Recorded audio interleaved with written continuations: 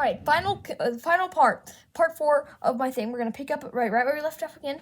So what happens now is that everyone assumes that Thorin and company is dead, and all these different armies coming from many different places try to go there to take the gold, but then they realize Thorin is alive, and so they think that the only way they can settle this is with battle. But then the goblins come and make things a little bit worse. And then begins the battle of 5 armies.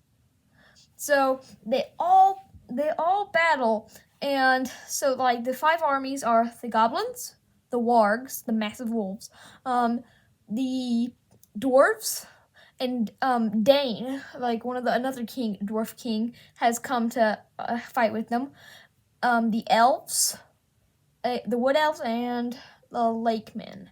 So there are 5 armies, and the goblins and the wolves are on one side, and everyone else is on another side. And so they all battle for this treasure. And in the end, the good side wins, but many people have died, such as Feely and Keely, 2 of the youngest dwarfs. And even Thorin eventually dies. And he is buried with a very special stone from the heart of the mountain called the Arkenstone.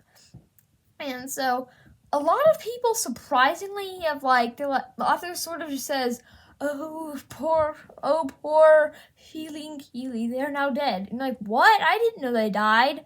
So that wasn't exactly cool. Another critique that I have was like the trip home for them seemed really short. They shortened it out a lot. But also, like, for example, probably one of the biggest critiques is that there are no named female characters throughout the entire book. Seriously, none.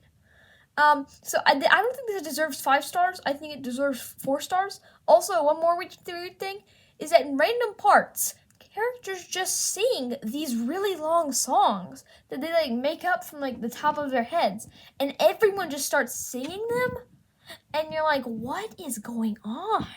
Like, the elves apparently can just walk up to one another and let's sing a really long song together that they have off the top of their heads. It's just really strange. Alright, but this is a 4-star book, and despite some of the weirdness, I think it is actually pretty good, and I recommend that you read it. Bye. Catch us again on What's Up With That for our Lego The Hobbit video game review.